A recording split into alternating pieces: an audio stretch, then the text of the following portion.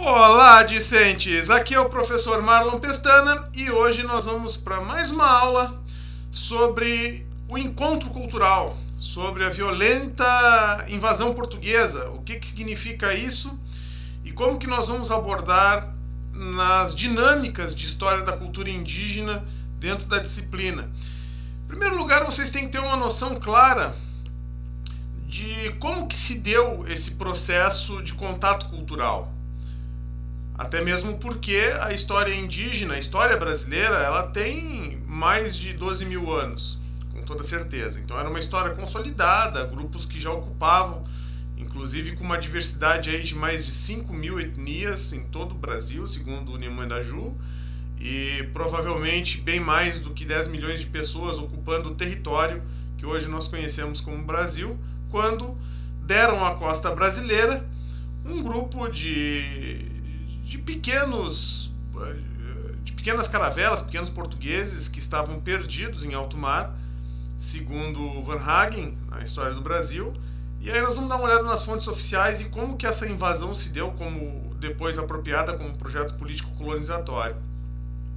Então nós vamos abordar multiculturalismo e plurietnia, as nações indígenas no Brasil colônia, como que elas foram reconhecidas como um processo colonizatório do outro, as capitanias hereditárias, terras indígenas e o conceito, o que se usa, né? Se é índio, se é indígena, povo originário, o que é politicamente correto utilizar e quais são os pontos de vista historiográficos sobre o tema.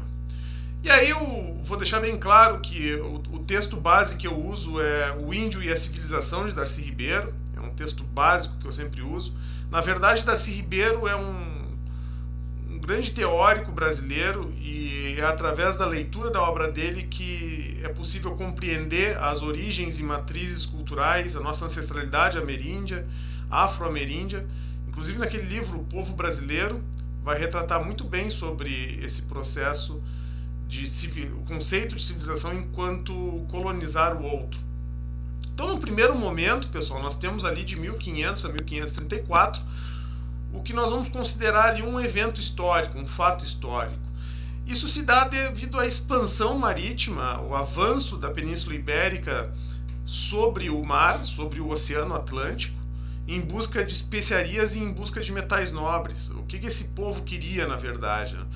Esse povo estava em ruptura com um processo medieval, feudal, principalmente em Portugal, naquela região de Coimbra, Figueira da Foz, as ilhas, todos aqueles povoados ali estavam em colapso agrário. Então eles procuravam novas terras, novas substâncias, drogas que pudessem ser comercializadas na Europa. E aí aconteceu que, por volta do início do ano de 1500, em janeiro mesmo, terminando o frio europeu ali, um grupo de marinheiros, de pescadores e de capitães, de fidalgos, sai de Portugal em 3 caravelas, e aí acaba indo em direção às Índias. E no meio do caminho eles pegam uma contracorrente, segundo a carta de Pero Vaz de Caminha, e aí acabam chegando à costa brasileira. Aqui, abarcando, então, encontram muitos povos indígenas, enfim, com diferentes características. Tupiniquim, Tamoio, enfim, encontrando. Só que esses pescadores que vieram nas caravelas, esses portugueses, eles estavam mortos de fome. Eles tinham passado 4 meses em alto mar, comendo bolacha e água. Já tinha acabado a bebida alcoólica nos barcos, então eles estavam desesperados. Não tinham homens, não tinha mulher. Então, estavam magrérrimos, estavam a ponto de morrer. Então, quando vieram parar na costa, eles vieram em farrapos, assim, vieram com roupas destroçadas, com fome, fedendo. Eles vieram para morrer na costa brasileira. E aí os indígenas, observando esse povo diferente que chega na costa, os resgata, os salva. Porque se eles não soubessem caçar e plantar, eles teriam com certeza morrido na costa brasileira. E aí logo se criou uma perspectiva colonizatória em que, como a educação, o processo educativo é um processo de colonizar o outro, Esses portugueses trazem consigo, já nas segundas levas, até 1534, padres jesuítas, que vão promover a educação através da catequese. Ora, a educação é o principal instrumento para colonizar o outro. Inclusive nos dias atuais, a educação ela serve como dentro do processo civilizatório como uma ferramenta para colonizar o outro, independente da educação que se faz. Porque é ali que se são transmitidas ideias e ensinamentos de uma outra matriz cultural. E essa é a imagem que nós temos ali do primeiro contato entre portugueses e indígenas, dado ali em 22 de abril de 1500. Bom, segundo a tese do Adolfo Van Hagen, 1852, a História do Brasil, que ele escreveu, essa é uma imagem que é coerente com o que está descrito nas fontes oficiais, com a carta de Pero Vaz de Caminha, com a descrição dos viajantes, com o relato do que aconteceu. É uma cena coerente com o que teria acontecido. Mas ela é completamente falsa. Em primeiro lugar, porque aqueles portugueses que chegaram aqui não chegaram bem vestidinhos do jeito que estão na imagem. Os padres não chegaram remando, as naus que estão paradas lá não chegaram tão inteiras assim como está na foto. Então, as armaduras no calor tropical também já perderam o sentido. E os indígenas que estavam aqui eram muito mais numerosos do que aqueles portugueses que vieram dar na praia como náufragos. Muito mais numerosos. Então aqui nós já observamos que existe, nesse outro relato, um contato diferente. Houve um primeiro estranhamento e os indígenas do litoral, todos eles canoeiros, todos eles navegadores, foram até os portugueses. Mas observamos uma dinâmica, apesar dessa foto ter sido desenhada por um europeu, observamos a dinâmica na proporção das figuras. Por exemplo, os indígenas eles são bem maiores e mais numerosos do que os portugueses que estão na caravela. Inclusive a caravela ela é desenhada menorzinha do que as canoas indígenas. As canoas indígenas são retratadas bem maiores do que a caravela. Isso é um relato de um observador europeu, no corre manuscrito europeu, justamente para apontar que a imagem anterior ela é super equivocada. Tá? Essa imagem aqui ela é um pouco mais real, ou seja, os indígenas eram muito mais numerosos e superiores às caravelas portuguesas. E aqui o desenho clássico dos nossos livros didáticos escolares, né? A partir nós analisando ali a partir da década de 70, 80 e mais nitidamente na década de 90, os livros didáticos antes da LDB, eles mostravam isso. A caravela ali com a Cruz de Malta, com os portugueses saindo da caravela e os indígenas indo de encontro com uma canoa.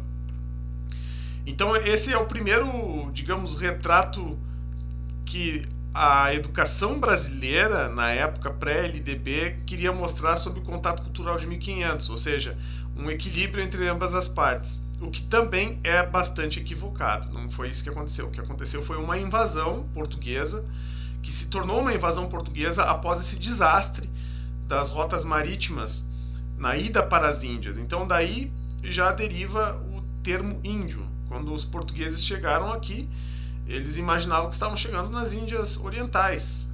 Então, e aquelas pessoas que ocupavam esse continente, elas tinham culturas diferentes, assim como lá na Índia. Então houve um equívoco semântico, um erro semântico dos primeiros portugueses. Mas cabe lembrar que o projeto civilizatório, a noção de invasão portuguesa, depois planejada e organizada, ela veio a partir de 1532. Ou seja, aí os portugueses já tinham uma concepção clara de que era um outro território, diferente, do outro lado do Atlântico, e aí sim se promoveram a executar o projeto civilizatório. E aqui um pouco do mapa da matriz linguística e cultural que os portugueses teriam encontrado no Brasil. Nós temos diferentes troncos linguísticos, muitas culturas diferentes, e Tupi-Guarani, Ige, Arauá, Caribê, Panô, Tucano, Charrua, outros grupos das mais variadas etnias. Então, o primeiro estranhamento era a observação de um povo diverso. Isso não quer dizer que o próprio ibero-europeu, o português não estivesse olhando para si mesmo e se vendo como catalão, como mouro, como cristão novo. Ele se percebia também enquanto diverso, só que não aceitava a diversidade no outro. Isso é típico do processo colonizatório. Então, o indígena no Brasil colônia, ele vai, historicamente, digamos assim, a cultura desse povo indígena vai ser retratada por diferentes olhares. O olhar de um mercador, que era um mercador como se fosse uma espécie de campista, de troca, ele que levava matérias-primas, que é o Gabriel Soares de Souza, que era dono também de uma frota marítima. Então, a primeira observação dele foi a possibilidade de terras férteis e feitorias. A segunda percepção era uma percepção catequética, educativa. Como Portugal precisava da educação catequética, da educação católica, para enculturar ou para absorver aquele povo como mão de obra para a colônia, nós temos uma obra chamada Operários de uma Via Estéril, de Antônio Vieira, do jesuíta Antônio Vieira. E aí, passado 60 anos da primeira chegada daqueles portugueses na costa brasileira, nós temos ali a Confederação dos Tamoios, a primeira grande insurreição indígena, o primeiro dar-se de conta, a primeira, né, quando caiu a ficha de que os indígenas estavam lidando com um povo que quer impor a sua vontade por troca de produtos, de mercadoria, que era típico do mercantilismo. Ou seja, demorou 60 anos para que os indígenas percebessem, na verdade, o processo exploratório do sistema imperial português, do sistema monárquico português, que haviam interesses, que havia um rei por trás, que havia toda uma dinâmica de exploração da nova terra, inclusive da concepção da terra como propriedade, como conquista. Então ocorre ali uma oposição forte entre o povoado colonial e o sertão brasileiro, do litorâneo, e aí começam a surgir duas categorias. A primeira delas é o indígena, o índio cristão, esse que está catequizado, que está educado, que serve como mão de obra para a colônia, e o gentil bárbaro, ou seja, aquele indígena que é bravo, é furioso, que mora no mato, que é arredio, que é embrutecido, que não está apto para a colonização. Nesse papel vai ter uma figura muito importante, que os portugueses logo se darão conta da importância dessa figura, que é o linguarás. O linguarás é um indígena que já é filho de português com uma mãe indígena, ou seja, já é um mameluco, e esse linguarás ele vai entender tanto a língua tupi quanto a língua latina portuguesa, ou neolatino português que está surgindo ali. E o linguarás vai se apropriar, vários linguarazes vão aparecer na costa brasileira, e o linguarás vai fomentar ali uma nova língua, o nhangatu, as línguas gerais. E através dessa língua geral, do nhangatu, que o linguarás produz e faz, é que se dará melhor então a fluidez da catequese e da conquista espiritual portuguesa da mão de obra desses povos indígenas. Interessante que a antropofagia, ou o canibalismo, ela tem dois aspectos antropologicamente distintos. O canibalismo é o fato de comer carne humana, só o fato. Ela não é embebida de uma semântica, ou de uma cosmologia, ou de um poder simbólico. A antropofagia, ao contrário do canibalismo, a antropologia ela tem um significado importantíssimo para cada cultura que a exerce. Ela é um ato de devorar outra pessoa para a aquisição dos seus valores e as suas virtudes enquanto guerreiro, enquanto...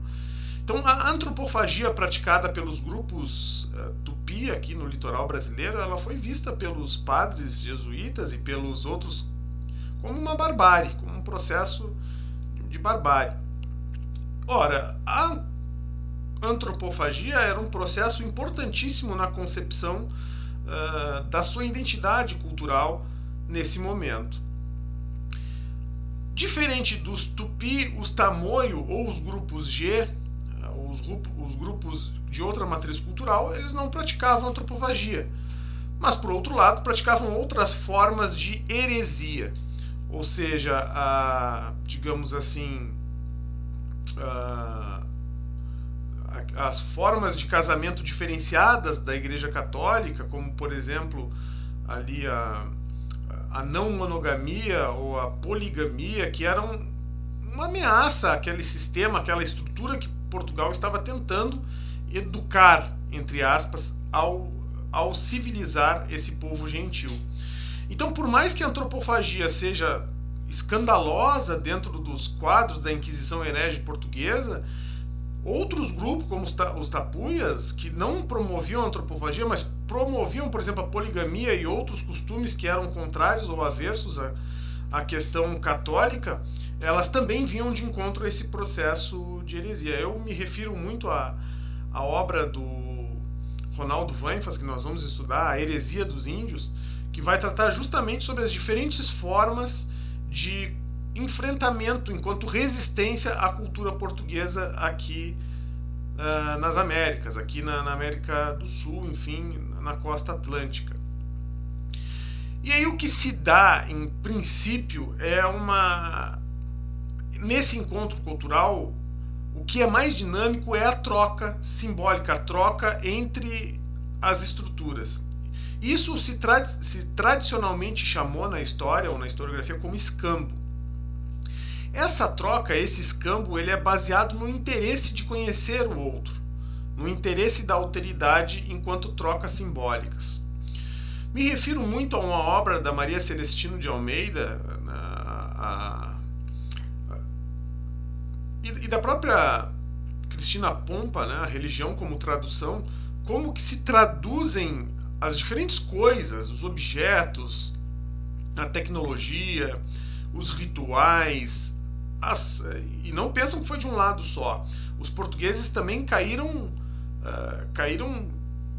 intensamente nas trocas que os indígenas tinham a oferecer, na medicina da floresta, nas substâncias que utilizavam. Vejam o tabaco, que era completamente inexistente na Europa e que se difundiu muito rapidamente. Vejam o uso do fumo, da fumaça, das culturas indígenas, das frutas que não existiam na Europa, das bebidas, do milho, da mandioca, que rapidamente se difundiram. Então essas trocas elas se dão de dois lados.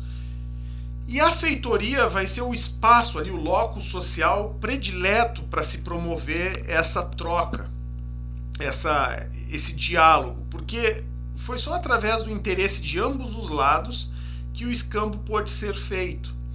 Então, o espelho enquanto manufaturado, os objetos metálicos brilhantes, começaram a gerar certos atrativos, assim como as medicinas da floresta, posteriormente chamadas de drogas do sertão, como a puaia, o rapé e outras estruturas de significado, se tornaram interessantes para os portugueses. A própria medicina. Os jesuítas levavam consigo seus boticários da Europa, seus boticários medievais, seus elixires, mas logo eles acabavam esses boticários. Então eles, enfrentando a moléstia na colônia, eles acabaram utilizando essas medicinas da floresta e adotando elas como sua prática cultural. Surgem lideranças como Araribóia, que vai fundar Niterói, é um líder temiminó contra os tamoios, né, cobra feroz, que é Martim Afonso de Souza, na verdade também um híbrido entre esses dois mundos, entre português e indígena, que vai fundar, então, vai ter como mito fundador a guerra, a base, a luta, que tem, claro, como pano de fundo a terra, a conquista da terra. E aí as lideranças espirituais serão as responsáveis de fazer resistência, de preservar a tradição indígena. Os pajés, os caraós, os caraís, caraíbas, os grandes caraíbas, que é muito bem retratado na obra de Ronaldo Vainfas, né? Sobre a resistência que esses caraíbas vão ter à própria iniciativa católica portuguesa na preservação das suas culturas.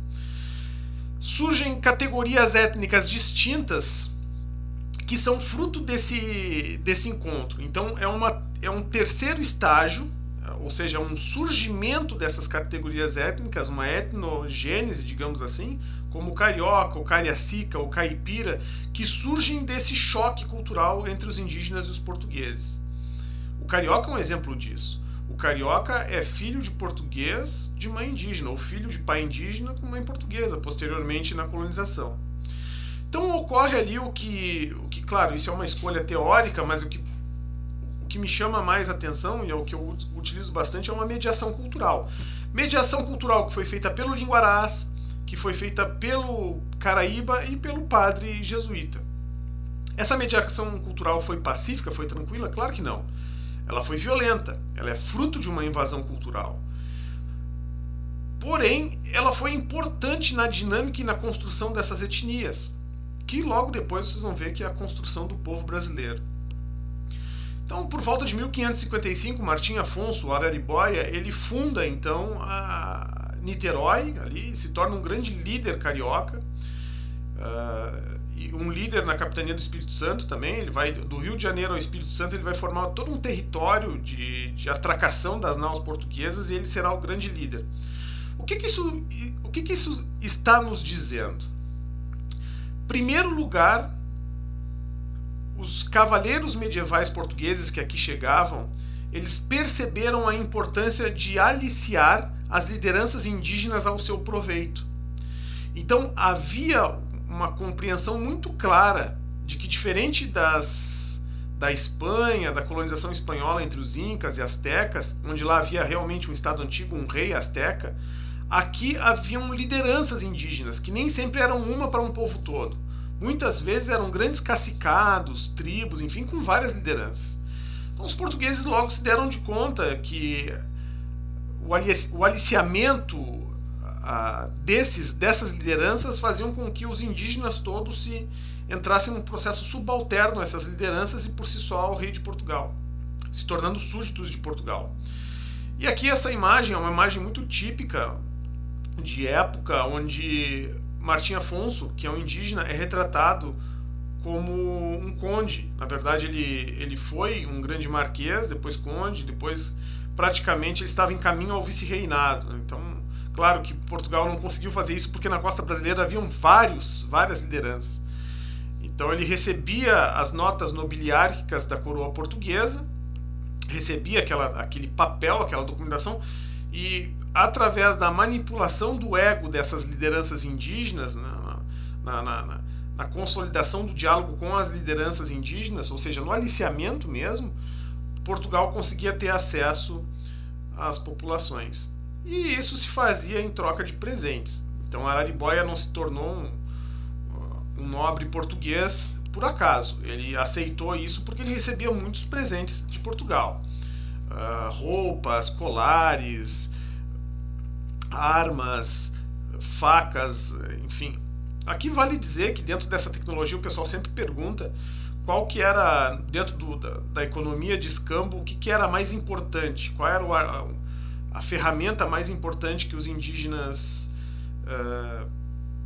porque muita gente diz, os espelhos, as miçanguinhas, enfim, não era nada disso. Lendo as fontes, principalmente Gabriel Soares de Souza, é muito nítido entender que o indígena não estava muito interessado em arma de fogo. O que chamava mais atenção das populações indígenas era a lâmina, era o facão e o machado. Isso não levem isso para uma concepção social do trabalho. É porque o facão e o machado, eles, entre as populações indígenas, dentro de uma concepção de colonizar o outro, era uma... Veja que o processo civilizatório, como Darcy Ribeiro fala, ele já vem muito antes disso. Ou seja, então o facão, a enxada, o machado tirariam esses povos do atraso, porque a pedra polida, a pedra lascada representa justamente a não civilização. Então a lâmina de machado, de pedra polida, ela é abandonada e os indígenas logo adotam ali a lâmina de metal, o facão, o machado, como aspecto mais importante dentro desse escambo. Inclusive a grande maioria do pau-brasil que foi recortada, que foi desmatada na Mata Atlântica e levada a Portugal, foi feita com um machado de metal. E nisso, a princípio, a cultura indígena, ela lentamente vai se adaptando a esse processo de aquisição, digamos assim, de manufaturados europeus, já estabelecendo ali um proto-pré-contato, ou seja, um protocontato do pacto colonial. Claro que aí, com a notícia da chegada desse diferente na costa brasileira, muitos indígenas irão migrar até a costa atlântica para conhecer o diferente, conhecer a cultura, conhecer o que está acontecendo ali. E na verdade ocorre uma grande decepção ao perceber que boa parte desse contato ela é violenta. Ela se dá através do estupro, se dá através do assassinato, se dá através do homicídio. Ela não é um encontro pacífico. Então os indígenas irão acampar na costa, fazer acampamentos estratégicos na costa, que são essas feitorias. O que são as feitorias? As feitorias, ela é um espaço de conhecimento do outro, de contato do outro, em que o português chega e diz, olha, essa madeira nos interessa, corta essa madeira, deixa ela empilhada, que quando nós voltarmos de novo à costa, nesse mesmo lugar, vocês já deixam feito, por isso a feitoria, lugar de fazer, vocês já deixam feito isso, cortado toda essa madeira, que nós deixaremos aqui machados, enxadas, deixaremos aqui foices, deixaremos aqui... Então, a base do escampo estava na feitoria. Ou seja, vocês deixam pronto, feito, essa mata desmatada, com esse pau para a gente levar, e nós deixamos aqui esses presentes. Só que isso não deu muito certo, porque o ritmo da produção e o ritmo da concepção indígena era justamente preservar o mato, e não destruir o mato todo. Então rompem-se ali algumas alianças, porque os franceses e os espanhóis também chegam em algumas áreas interessados, principalmente no Rio de Janeiro. Então é um período de 1568 a 1682 que eu chamo de queda da máscara, né? Ali que a máscara cai, ou seja, a falsidade dos portugueses fica nítido para os indígenas. Então explode a primeira revolta dos bárbaros no sertão do Cariri, que durou 20 anos, né? Da Paraíba ao Maranhão. Isso se dá em toda a costa atlântica brasileira, onde as feitorias estão pipocando. Inclusive, as antigas feitorias, o mapeamento das antigas feitorias é justamente onde estão as capitais brasileiras hoje. Onde está Natal era uma feitoria, onde está São Luís do Maranhão era outra feitoria, onde está Baía da Guanabara era outra feitoria, onde está Vitória no Espírito Santo era uma feitoria. Então, isso vocês vão ver posteriormente nas aulas, porque foi o Marquês de Pombal que transformou esses aldeamentos em vilas, depois cidades, depois capitais. Isso foi um processo civilizatório bastante complexo, que vale muito a pena dar uma olhada. Nisso surge, inclusive, um padre jesuíta, o Malagrida, Gabriel Malagrida, ele vai ser martirizado, ele vai ser canibalizado e queimado na fogueira vai ser martirizado no sentido de que ele foi para a Inquisição, porque ele era um jesuíta que adotou completamente os costumes indígenas, e ele sofreu o processo inquisitório e morreu queimado na fogueira em Portugal, na Praça de Lisboa. Muito tempo depois, esse espírito retorna como caboclo Sete Encruzilhadas e funda a Umbanda no Brasil. Por isso que eu digo para vocês, é muito complexa essa questão cultural, essa questão espiritual, porque para os indígenas era completamente diferente dos portugueses. Então o que nós temos aqui, pessoal, é um choque de paradigmas. É o paradigma indígena e o paradigma europeu. Ora, qual é a diferença desses dois paradigmas? No imperialismo colonizatório, no paradigma mercantilista, o que estava vigente era o materialismo. Muito forte materialismo. Acúmulo de metais, saciação da fome, dos desejos carnais. Era o paradigma materialista, tradicional, clássico. E para os indígenas, o que era vigente era o paradigma espiritualista. A busca da paz, a busca da harmonia, da não violência, a busca da não reatividade, era o paradigma espiritual. Esses dois paradigmas entram em choque, entram em conflito, porque não há diálogo, existe um bloqueio dimensional entre os dois paradigmas, que se torna completamente incompreendidos. Então, quando o português olha para essa diversidade cultural indígena, o português materialista do paradigma mercantilista, ele não vai entender os símbolos que estão desenhados no corpo, por exemplo, da sua identidade cultural, não vai entender a língua, principalmente, alguns conceitos da língua, a estrutura das casas, não vai entender o penacho, toda a estrutura simbólica que os indígenas apresentam. Então, naquele diálogo, quando o Nicolau Coelho desce, né, grita terra à vista e desce até a terra e vai ter contato quando chega um tupiniquim a conversar com ele, e ele observa o tupi chegando com todo aquele desenho corporal, ele não vai entender que aquele desenho cultural que está no corpo era um símbolo, era uma mensagem de paz, era uma mensagem, né, de equilíbrio. O desenho não era um desenho de guerra, era um desenho realmente de boas-vindas, o que mudou posteriormente. Então, se vocês entenderem a educação jesuítica como processo civilizatório de colonizar o outro, na concepção de Darcy Ribeiro, nós temos ali a forçação de barra da própria catequese, em que a catequese ela vai ser o principal instrumento, se utilizando do linguarás, para colonizar o outro. Colonizar o outro no sentido de imergir o outro na concepção mercantilista, imperialista, para tornar o outro súdito do rei. E tornando ele súdito do rei, ele é passível de trabalho na colônia e passível também de pagar tributos à colônia.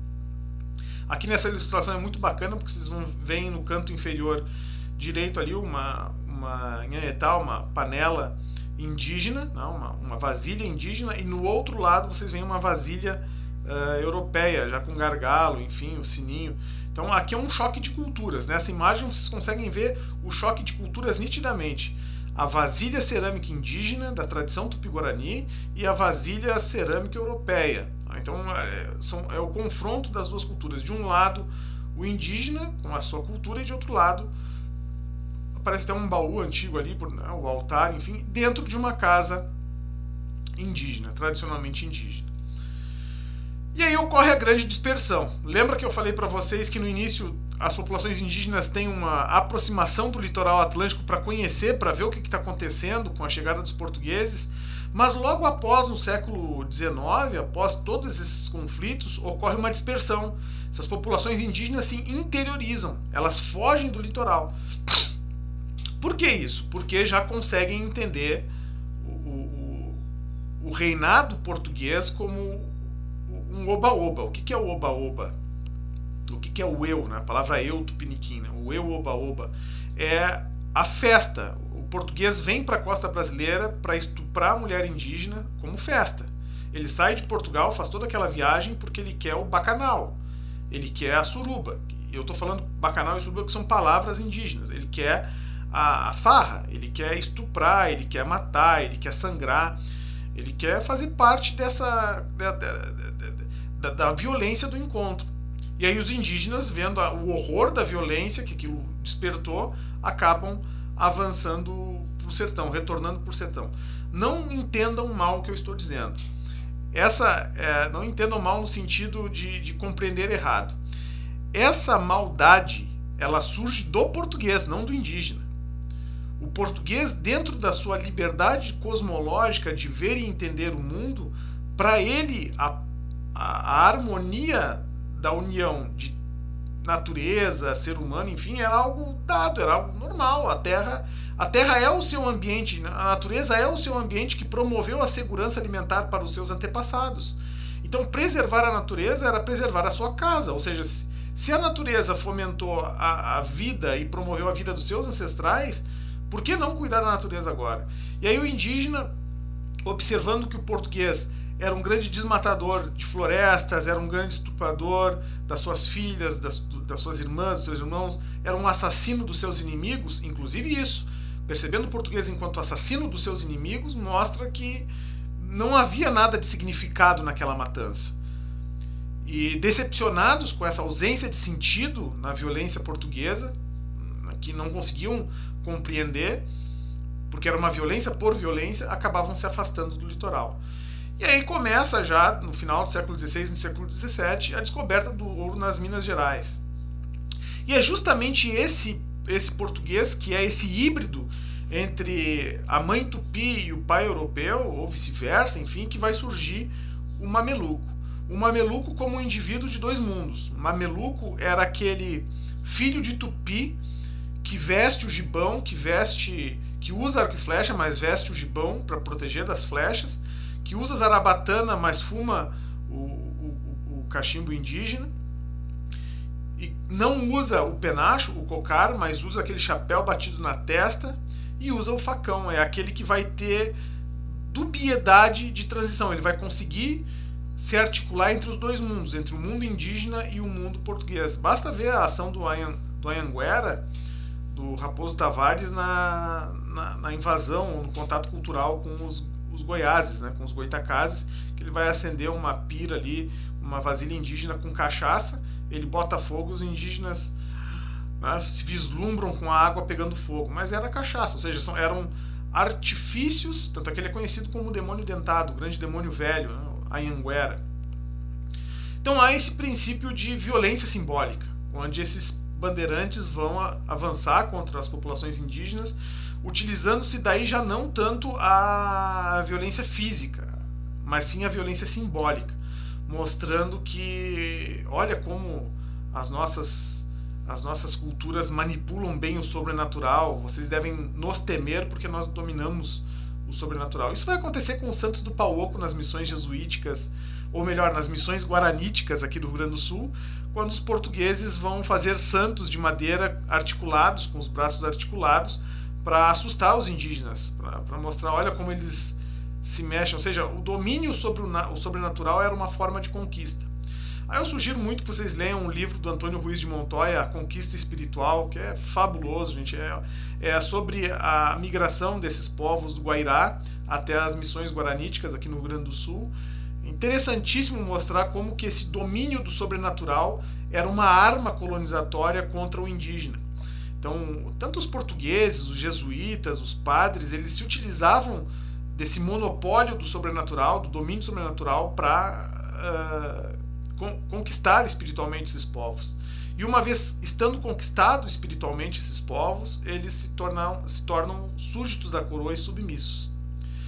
Aí, cara, tem várias coisas, né? O uso da flauta, o violino, o som do violino, que era mágico para os indígenas, nunca tinham ouvido aquele som.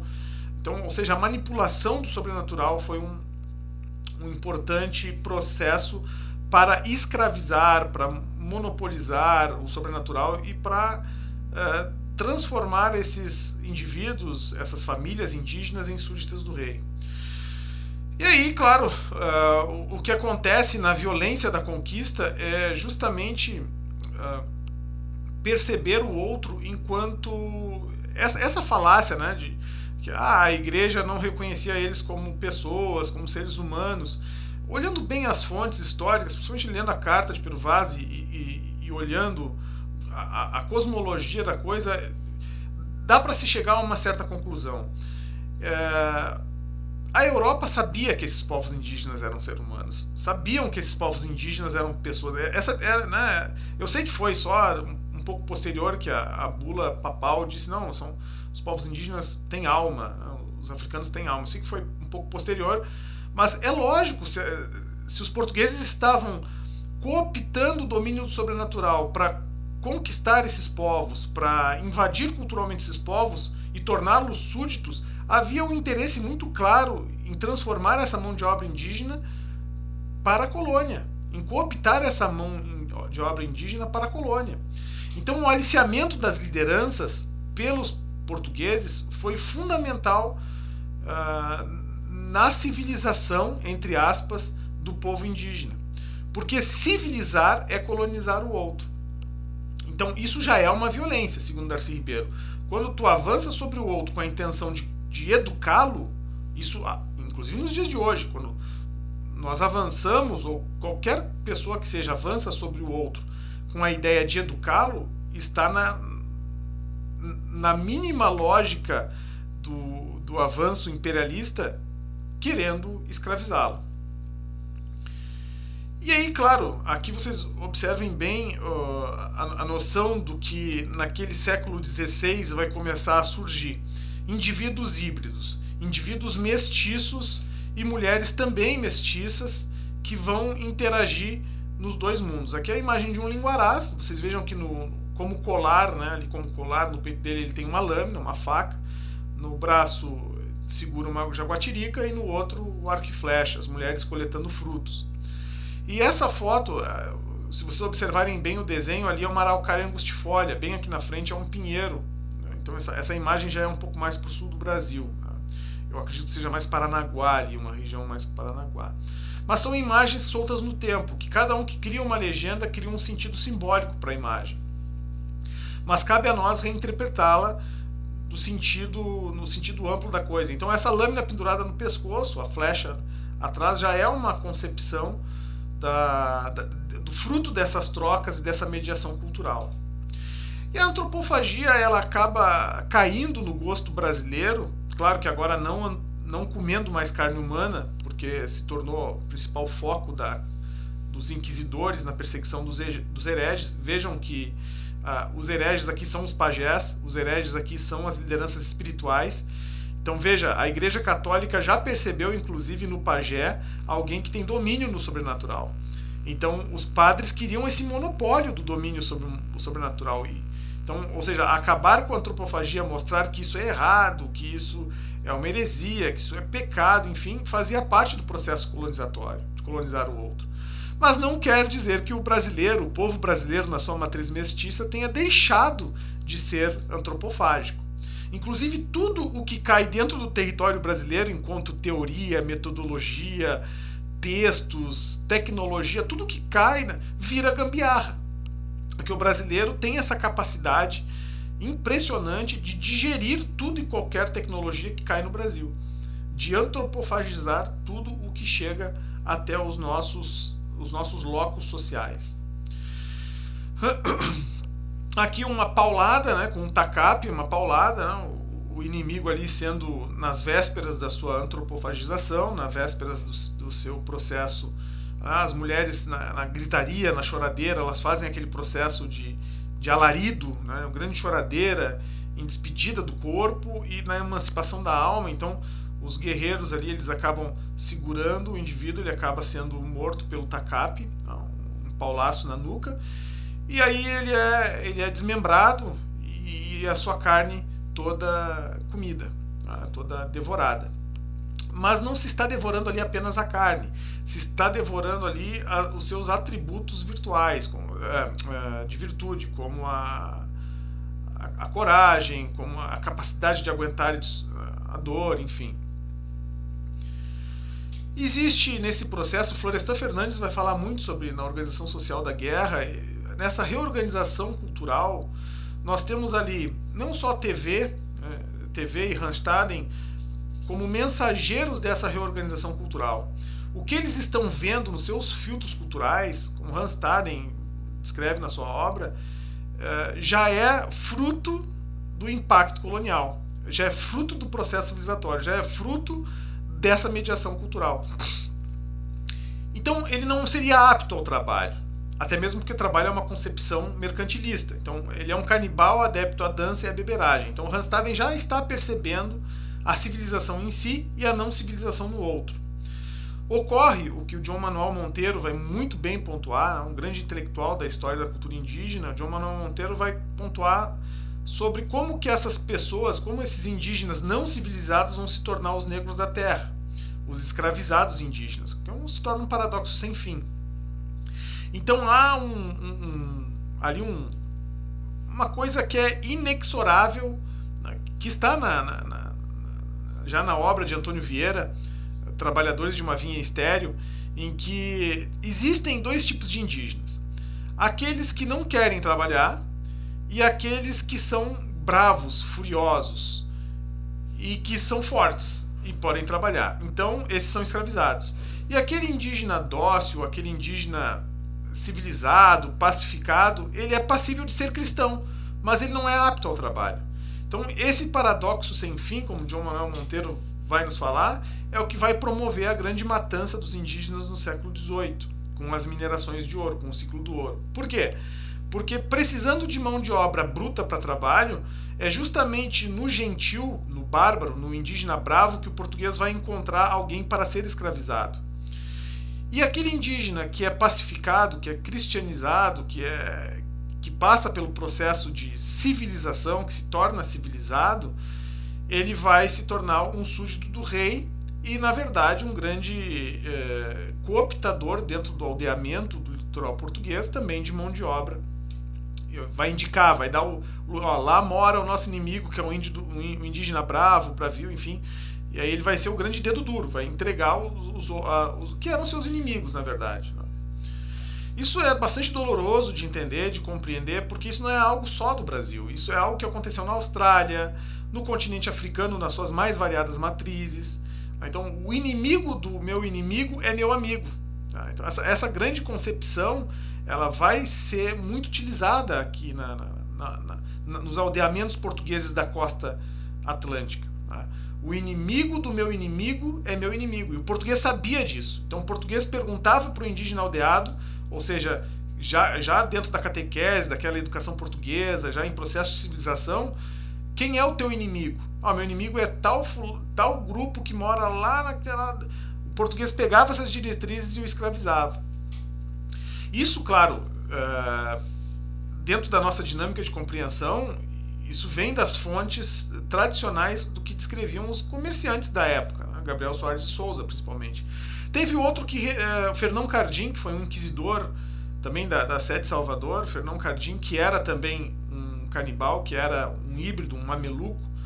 Ele escondia isso porque tinha seus desejos carnais, enfim, mas em seguida da sua morte se observou na perna dele a quantidade de tatuagens, de linhas de tatuagem de quantos inimigos eles tinha canibalizado. Então, Fernão Cardim era um inquisidor farsante, digamos. Ele era um inquisidor, mas ele tinha todas as marcas da sua devora a esse inimigo. É um híbrido. Impressionante a condição de adaptação cultural e de mobilização cultural. Então ocorre essa crise da mão de obra, e aí no século XVIII que o contato com o africano vai ficar mais forte.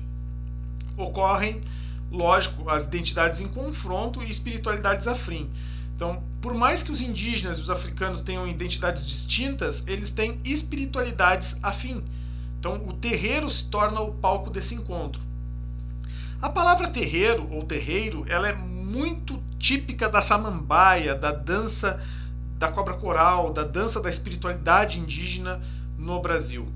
O terreiro, ele não é da África, ele não é africano. O terreiro, ele surge como um espaço, um loco social de encontro, de mediação cultural entre o indígena e o africano, que vão se encontrar no terreiro. O terreiro é o pátio central da aldeia. O terreiro é o pátio central ali da ocupação do povoamento indígena. Então, em troca, os indígenas que ocupavam, por exemplo, a Serra da Barriga, nas Alagoas, vai resgatar também muitos africanos que estavam escravizados, porque o indígena também se via escravizado naquela situação. Então eles vão se encontrar tanto na espiritualidade quanto na dor, quanto no sofrimento do impacto colonial. E o terreiro é o palco desse encontro. E aí tanto africanos quanto indígenas vão reconhecer na catequese o processo civilizador, a ferramenta de colonização de si e do outro. Esse é um problema que não só aconteceu há 3 séculos atrás no Brasil, como aconteceu muito recentemente na Índia, por exemplo, no Tibete, como aconteceu muito recentemente a educação como instrumento para colonizar o outro. Isso é um processo que ainda a grande indústria multinacional ela faz isso. Para tirar o outro do atraso, ela oferece a educação. A educação seria um processo para civilizar, para tornar aquela pessoa educada no sentido de transformá-la em um novo consumidor do produto manufaturado do hemisfério norte, do europeu. Entendendo esse raciocínio como um raciocínio bastante complexo, Darcy Ribeiro então pensa da seguinte maneira: ora, se nós tivemos aqui, no palco brasileiro, digamos, o português, o indígena e o negro, todos eles, tanto o português quanto o indígena como o negro, eram portadores de culturas, de semânticas próprias e de maneiras de pensar o mundo. Então, o choque dessas 3 cosmologias, do indígena, do africano e do português, nasce dali, então, o que Darcy Ribeiro chama de o povo brasileiro. E o português, ele não é o português em si, tá? Quando ele se refere em português, ele se refere a todo e qualquer imigrante que chegou ao Brasil. Então nós temos o branco, o índio e o negro, os 3 formadores da identidade cultural e do povo brasileiro. Então, enquanto o português pode ser o português, mas o italiano, o alemão, todo imigrante que chegou ao Brasil é esse terceiro fator. Então, aqui nós temos o povo originário, que é o ameríndio. Então, aquele que nasce no Brasil tem 2/3, digamos assim, do seu sangue voltado para essa questão indígena, para a americanidade indígena, para a ancestralidade ameríndia. 1/3 para a sua ancestralidade africana e 1/3 para a sua ancestralidade europeia. Então, ou seja, a ancestralidade ameríndia ela vem primeiro, porque ela é a ancestralidade primordial. Eram aqueles 10 milhões de pessoas, 5 milhões de etnias que ocupavam, 5 mil etnias no caso, que ocupavam o território do Pindorama. Pindorama era o nome que os indígenas davam ao território brasileiro. E aqui 2 aspectos interessantes dos Tapuia e dos Tupinambá, Tupiniquim. O primeiro deles ali se transformou em alguém do sertão, das terras altas, e o segundo que vai ocupar então as áreas mais afastadas do litoral. E o François Caipira tipicamente está com uma borduna nas costas e com arco e flecha, mas nitidamente um indivíduo miscigenado. Já é nitidamente alguém que está vivendo em 2 mundos, vivendo em 2 concepções cosmológicas. No outro lado, à nossa esquerda, também ali o indígena Tapuia, do tronco G, com uma faca na cintura. E esse processo miscigenatório, esse processo da mistura e da mediação cultural, é o que chocou a Europa com a publicação do manuscrito de Ranstaden, um relato de 1547. Eu li o relato no original e li o relato na tradução em português. A tradução em português é péssima, porque a tradução em português ela vai tirar tudo que é de espiritual do relato original do Ranstaden. Então já fica aí, já acaba com a obra. Então quem leu Ranstaden em português não leu Ranstaden. Ranstaden, aquele indivíduo que foi preso pelos indígenas, né, que foi sequestrado e ele ia ser canibalizado, enfim. No relato original, Ranstaden descreve com precisão que a barbárie indígena, o canibalismo, tem tudo a ver com os costumes do povo, que foi o que posteriormente Florestan Fernandes explorou em A Organização Social da Guerra entre Tupinambá, né? Então tem tudo a ver com os costumes do povo. Isso foi completamente excluído na tradução portuguesa da obra de Ranstaden. E esse manuscrito virou best-seller, se tornou o mais lido pela nobreza do antigo regime europeu. Na França do antigo regime, na Espanha do antigo regime ali, né? Esse manuscrito do Ranstaden se tornou o mais lido, o mais copiado, o mais publicado. Por quê? Porque Ranstaden conseguiu captar esse lado do sobrenatural, do espiritual, na antropofagização do indivíduo. Conseguiu sugar aquela ideia, e aqui uma página em alemão do original, do Ranstaden. Manuel de Nóbrega e Anchieta foram destacados para pacificar o nativo. Essa é uma ideia interessante, uma noção interessante da nossa colônia, porque no processo colonizatório é a catequese, é a educação que é o processo colonizatório, que se torna interessante para colonizar o outro. Mas para Manuel da Nóbrega e para Anchieta, a pacificação desse indígena ela é importantíssima para salvar almas para Cristo. O que significa isso? Lá em Santos, vocês vão ver que tem eu não sei se é Santos ou se é Vitória, mas em Santos eu visitei essa estátua. Tem uma estátua do padre Anchieta. Numa das mãos ele está acariciando uma criança indígena e na outra das mãos ele está acariciando uma onça. Esse é o papel da pacificação. A pacificação era compreender que essas diferentes etnias indígenas no Brasil elas estavam em conflito. Isso está registrado na documentação histórica e arqueologicamente está muito registrado. Nós já escavamos muitas e muitas fogueiras aqui, como em São Nicolau do Rio Pardo, onde haviam ossos de crianças canibalizados em fogueiras, onde haviam, por exemplo, marcas de pontas de flechas na coluna vertebral, né? Tem até no museu, lá no colégio Anchieta, ali em Florianópolis, tem uma vértebra indígena com uma ponta de lança, uma ponta de flecha de osso cravada na vértebra. Então, o conflito entre os povos indígenas era também uma realidade que é importante colocar nesse contexto. Acontece que o mercado da carne humana ele foi construído socialmente depois pelos europeus. Isso nunca existiu entre os indígenas. Então aqui vocês estão vendo uma imagem que foi criada resultado daquele corre manuscrito do Randstaden, resultado daquela publicação, daquela ideia que o Randstaden divulgou na Europa e que foi completamente mal entendida. Então vocês veem europeus, todos eles aqui são europeus, né? Barba, enfim, são europeus, que vêm dar a costa, e a possibilidade de vir à costa era justamente ter prazer carnal imediato, poder praticar tudo que era demonizado na Europa era possível praticar aqui, inclusive diferentes práticas sexuais, homossexuais, enfim, qualquer prática era permitida. Então isso foi um grande equívoco de interpretação da leitura da Europa sobre o litoral atlântico. Então aqui esses mercados de carne humana, de prazer sexual, enfim, isso tudo foi uma grande mentira, uma grande ilusão que a própria colônia portuguesa permitiu que se expandisse para a vinda de pessoas para a colônia, para a produção de povoamento, para a ampliação do povoamento português aqui. Mas isso não é verdade, não ocorreram mercados de carne humana no litoral atlântico, por exemplo. O que ocorreu sim foi o processo antropofágico típico dessas culturas. Então, quando aqui tá, vocês podem ver que a nossa direita ali tem o indivíduo barbado com barba e em cima tem H, a cruz de Malta, e S, né, o servo de Jesus, o homem de Deus, no caso, é um padre jesuíta que está observando então a cocção, o cozimento de um corpo humano ali, né? Então isso tem na obra do Antônio Ruiz de Montoya, fica muito claro quando ele está com muita fome e ele não quer comer a sopa dos indígenas, e ele vai lá e pega uma cuchara, né, uma colher, e mexe aquilo ali, e emerge da sopa uma cabeça de uma criança, emerge da sopa uma mão, uma pequena mão e tal.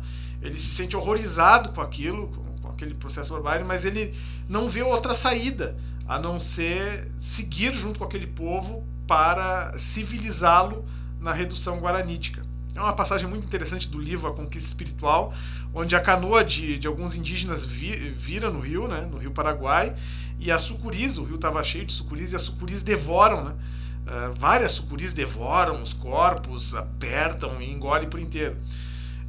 Observando a memória dos indígenas guaranis que ocuparam o Alto Uruguai, o rio Uruguai ali, não foi várias sucuris, foi apenas uma sucuri que pegou um indivíduo, enrolou lá, e ele ficou tão horrorizado com aquilo, né, com as paisagens cosmológicas que ele criou na mente dele, que fez aquela descrição. E a descrição é maravilhosa, mas ela não existiu. Existiu um fato que o horrorizou de tal maneira que ele criou várias e várias imagens. Aqui então o processo antropofágico, enfim, as partes mais moles, eram para os mais velhos, para as crianças, enfim, depois de cozido, depois de passar por um tratamento de moquém. Os arqueólogos utilizam muito isso para observar os tipos de vasilhas cerâmicas que os indígenas utilizavam. Então aqui embaixo, aqui em primeiro plano, tem uma mulher com uma vasilha meia calota, enfim. E nas costas, imediatamente à nossa esquerda, nas costas tem uma criança com barbas, né?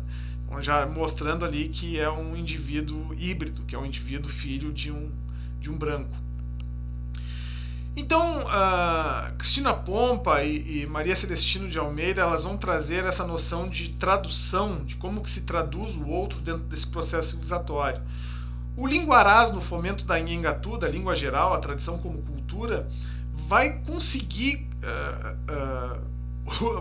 praticamente o impossível, que é traduzir as duas culturas e fundi-la numa só, que é o Nhengatu. O Nhengatu, além de língua, é uma cultura, é a cultura dos mamelucos. Inclusive, a cultura dos mamelucos foi a cultura que avançou sobre os povos indígenas tradicionais do sertão brasileiro e os conquistou, que são os bandeirantes.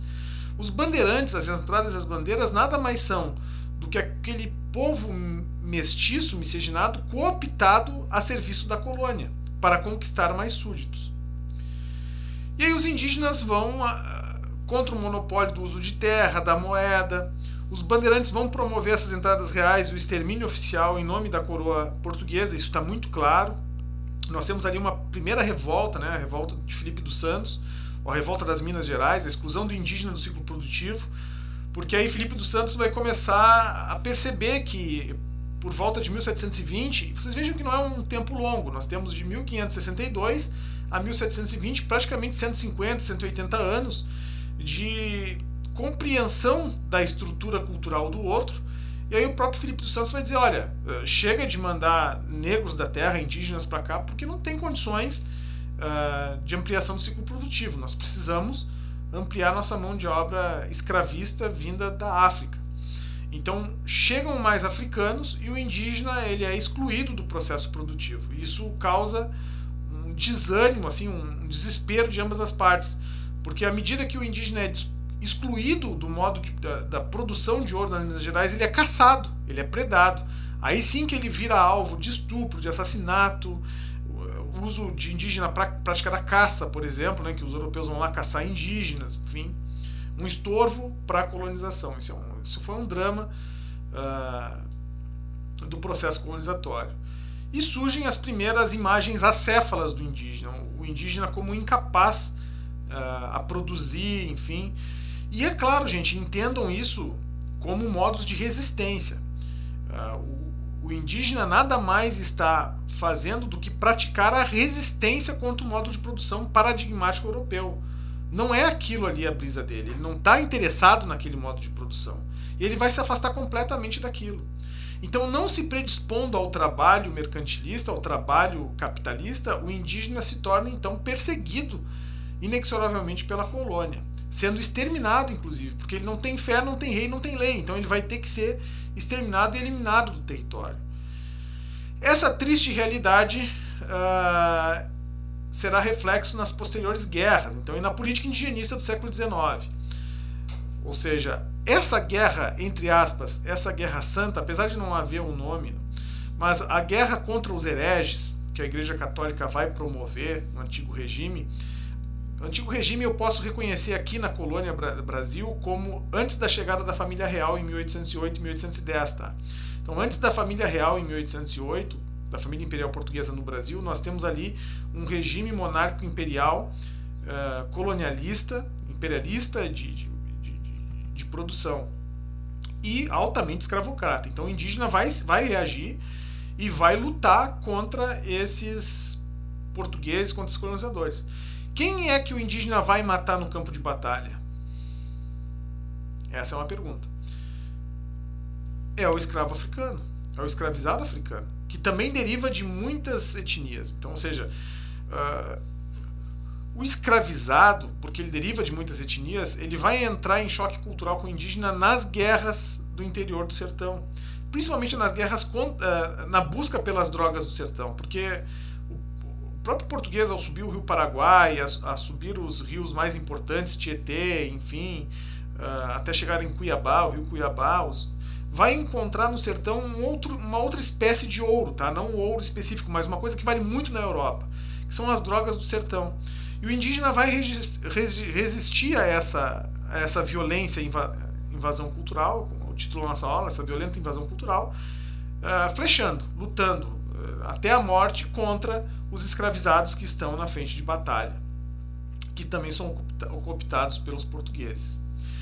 E aí chega um momento em que o indígena ele é desarmado, vestido, ou seja, o próprio português consegue compreender, principalmente o dragão português, que é o soldado, que não importa quantos indígenas matarem, não importa o tamanho do genocídio que a coroa portuguesa promover, sempre haverão mais indígenas.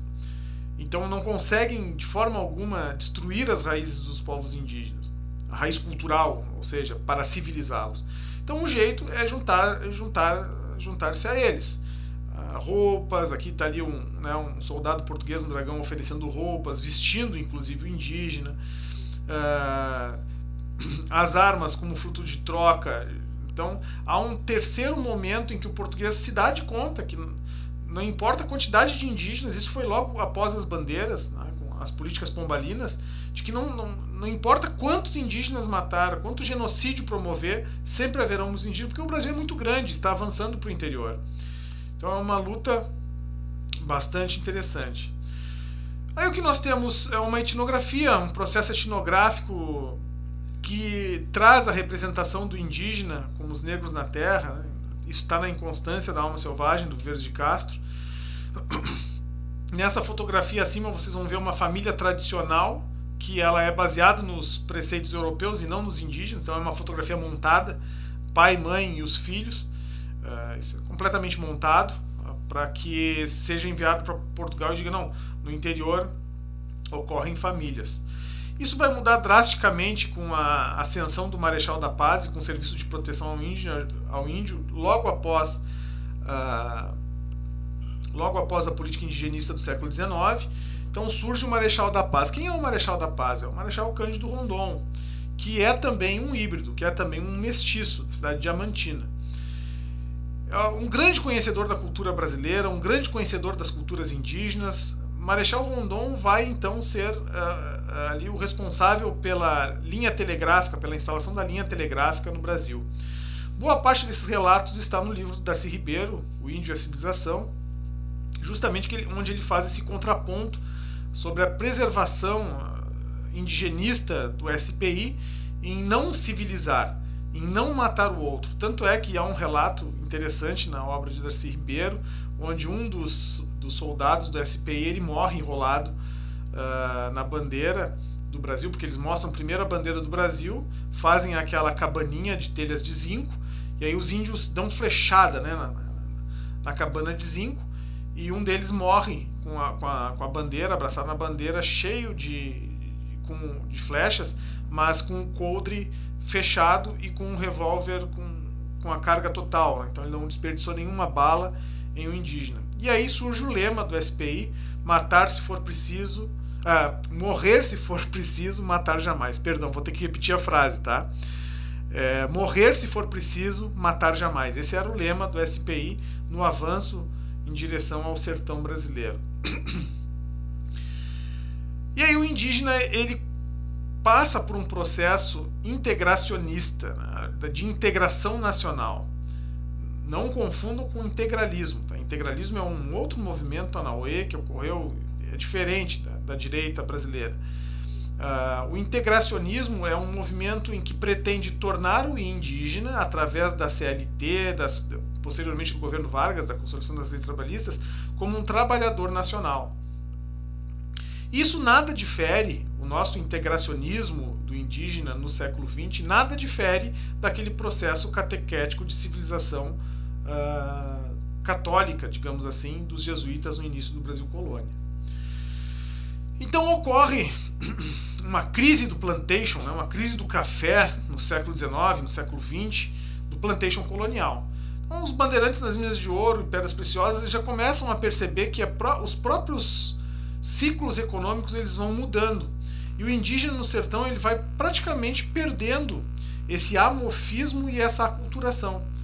Ou seja, na Europa o iluminismo está a todo vapor do século XVIII, né? Então surge ali a figura do bom selvagem, do Jean-Jacques Rousseau, e isso chega no século XX como uma predisposição a entender o índio romântico, o indígena romântico, o romantizado, uma concepção romantizada. Aí nós temos várias obras, né? Piracema, obras literatas, né? Literatura brasileira, que trazem esse romantismo do indígena, né? Do bom selvagem, enfim, da pureza do indígena. Só que na realidade, o que nos mostra a etnografia vendo nas fotos antigas é uma precarização total do contato, uma precarização total de compreender o indígena no seu modo de vida. Então, de um lado que se considera civilizado, vai olhar o outro lado como se considera atrasado, inculto, embrutecido, enfim. O que é uma interpretação do outro típica do processo civilizatório. Por isso que eu sugiro muito a leitura do livro do Darcy Ribeiro, O Índio e a Civilização, para entender como que esse indígena que está lá no sertão é uma ameaça ao avanço da civilização, ao avanço da cultura europeia, da cultura industrial sobre os indígenas. Porque a indústria já começa a perceber que os modos de vida tradicionais indígenas são uma ameaça ao consumo, à cadeia de consumo do pacto colonial dos manufaturados do hemisfério norte. Mas os indígenas não abandonam de forma alguma os seus modos de vida. E isso até hoje é produto dos conflitos de terra. E ao não abandonar o seu modo de vida, vai encontrar na colônia a resistência do imigrante, do italiano, do alemão, do português, do finlandês, de todos aqueles imigrantes que chegam no Brasil, na política indigenista do século XIX, ali, de Dom Pedro II, de povoar as áreas em branco, as áreas, os vazios demográficos, vai encontrar nesse indígena um obstáculo à civilização. Porque já se tem a experiência de que o indígena não vai abrir mão do seu modo de produção.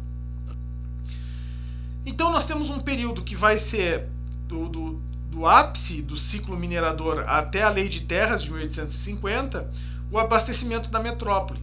Então a percepção que se tinha da cultura indígena era algo que era avesso ao trabalho, e ele passa a ser visto como um estorvo à produção. Se vocês perceberem hoje no agronegócio, o discurso é o mesmo, tá, pessoal? O discurso é o mesmo. Se vocês forem no latifundiário, no sojicultor, lá do Mato Grosso, no interior do Pará, vocês vão ver que o discurso é o mesmo. As terras indígenas e as localidades indígenas, elas são um estorvo à produção do agronegócio, à monocultura. O que é claro, isso tem a ver com o processo já de colonização do outro. Então nós temos a Lei de Terras, a Lei 601 de 1805, a compra de terra, a exclusão do direito do indígena do direito de terra e o Bill Aberdeen.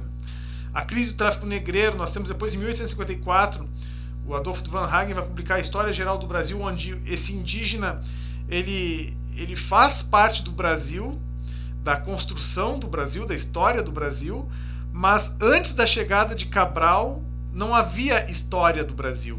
A história do Brasil ela surge com a chegada, então, de 1500 da frota marítima portuguesa.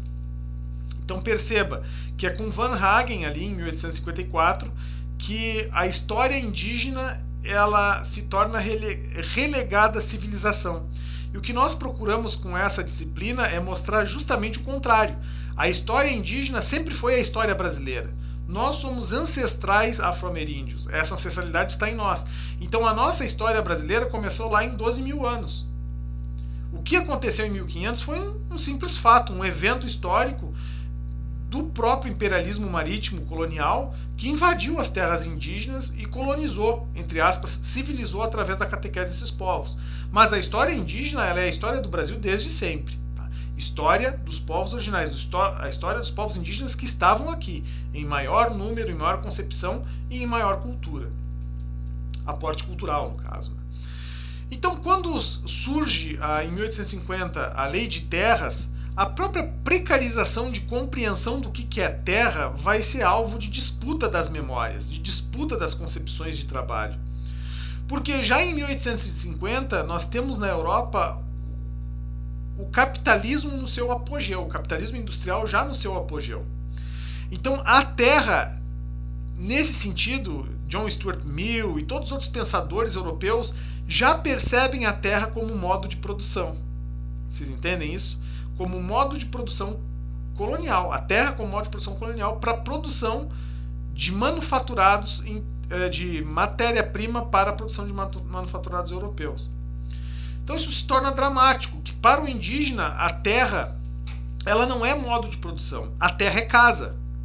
A terra é moradia ancestral, é moradia sagrada.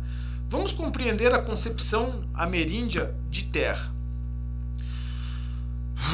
Deixa eu respirar um pouco. Bom, é porque gravando aula assim a gente não consegue ter um intervalo ali para parar, então eu não consigo editar, ainda não cheguei nessa evolução assim, civilizatória. A terra, para os povos indígenas, ela é o substrato que promoveu a vida de toda ancestralidade. Então percebam bem, só é possível reproduzir o modo de vida indígena através desse cenário que garantiu a vida dos ancestrais. Então perceba o desaforo do desmatamento, o desaforo da destruição da terra para a monocultura. Porque é ali que se deu o modo de vida dos ancestrais indígenas e que é ali que é possível recriar todo o modo de vida originário. Então a terra jamais vai ser um modo de produção. A terra é um modo de recriação e reprodução do modo de vida. Então vejam que existe já aqui também duas identificações. Para o paradigma materialista europeu, a terra é modo de produção. Para o paradigma espiritual indígena e ameríndio, a terra é forma de recriação dos modos de vida. São duas concepções muito diferentes. Isso, claro, herança das feitorias das capitanias hereditárias, onde havia realmente uma confusão do que a terra seria, porque estava em expansão do mercantilismo. Mas vejam que esse aqui é um retrato digamos assim, do livro didático de história, com o indígena ali com um machado na cintura, um machado já de lâmina de ferro, trazendo o produto feito para a feitoria e o português deixando ali o escambo, no caso o produto presente, né, em troca daquilo. Logo, esse processo ele vai entrar em contato com as diferentes cosmologias, porque não é na troca materialista que está o significado, é na troca ritualística, é na troca simbólica. Então aqui vocês já percebam que são africanos, são escravizados dentro de culturas indígenas, eles estão com grafismos de indígenas, com penachos indígenas, tocando ali, e desenhos corporais indígenas, tocando tambor, enfim, e dançando na gira.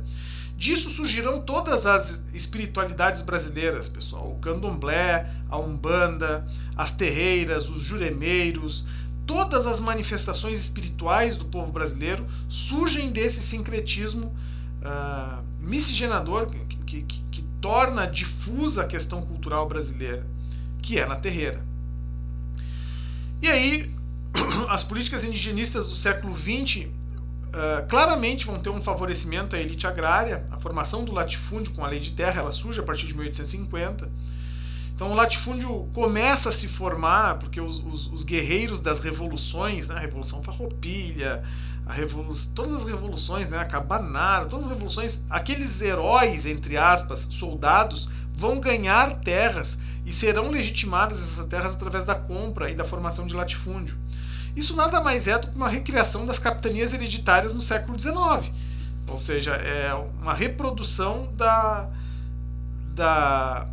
do monopólio da terra, é uma reprodução da concentração das terras nas mãos de uma elite agrária. Então ocorre a troca do sistema escravagista para a mão de obra servil e assalariada. Isso ocorre com o fim da monarquia e início da república, com a abolição.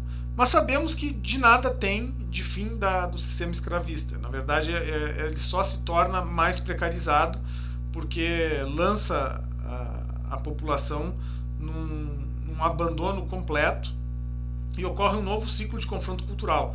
A família do imigrante europeu, italianos e alemães, ele entra em contato nessa lógica produtivista e tecnicista em cima das terras tradicionais indígenas. E o diálogo nem sempre é fácil. Nós tivemos ali e pelo contrário, é um diálogo terrível. Nós tivemos os bugreiros em Santa Catarina, aqui no norte do Rio Grande do Sul. O mais conhecido dos bugreiros era o Martim Bugreiro.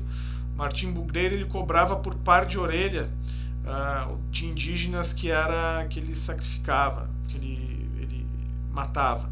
Os indígenas eram acusados de roubo às hortas dos imigrantes, dos colonos, sequestro de criança para troca de alimento, enfim, eram várias acusações. Tem uma passagem do Martim Bugreiro muito triste, pessoal, que o Martim Bugreiro ele era um assassino assim que, pelo amor de Deus, não existe relato na história do planeta sobre uma pessoa tão cruel.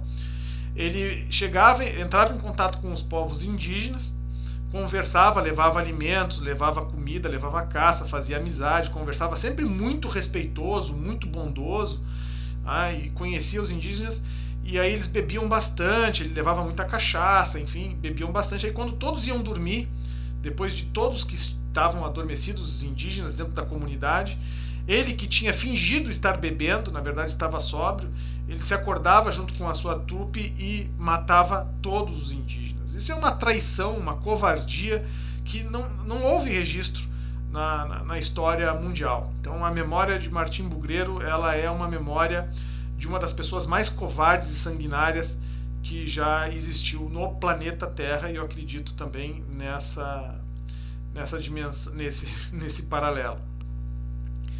E aí aqui vocês vão ver algo que é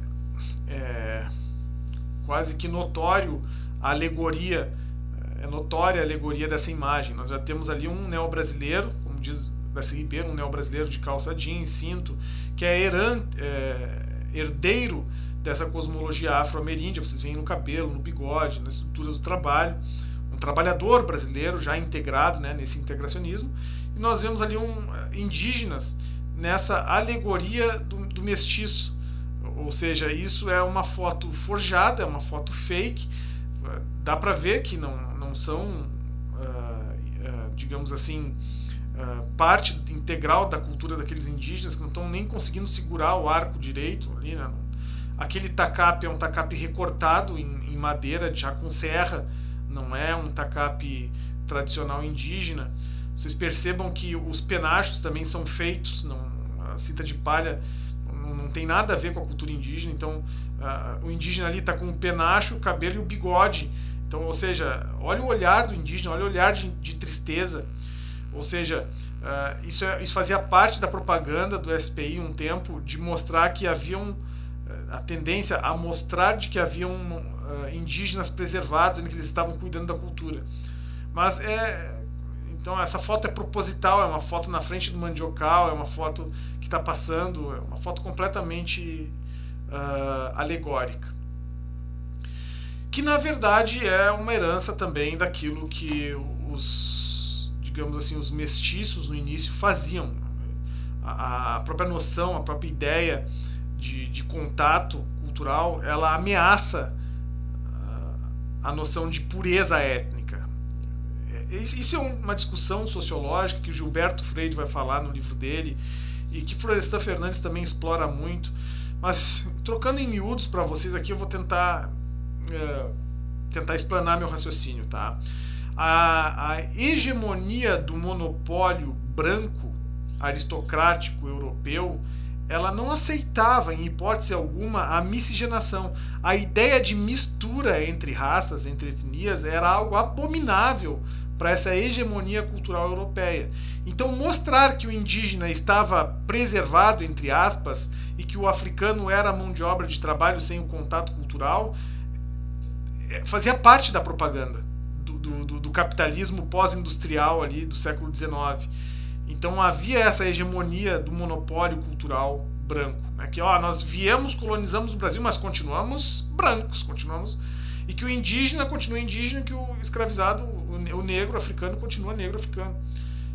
Ou seja, o apagamento das etnias era parte do processo civilizatório, que se mantinha a pureza. Mas como nós podemos ver em Gilberto Freire, em Casagrande Senzala, essa questão também do sexo, da sexualidade, que está muito presente em Gilberto Freire, demonstra claramente que desde o início o povo brasileiro foi miscigenado.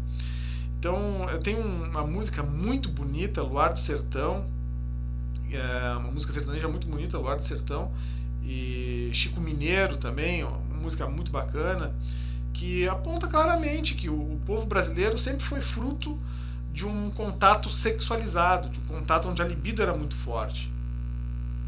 Como herança cultural, essa primeira impressão do contato cultural, nós temos o integracionismo e as teorias de integração nacional, que já vai entrar em contato com o integralismo anauê, sim, aí sim, nesse período do século XX, vai ter contato com o integralismo, mas não vai perder aquela noção de integração das comunidades indígenas como trabalhador brasileiro.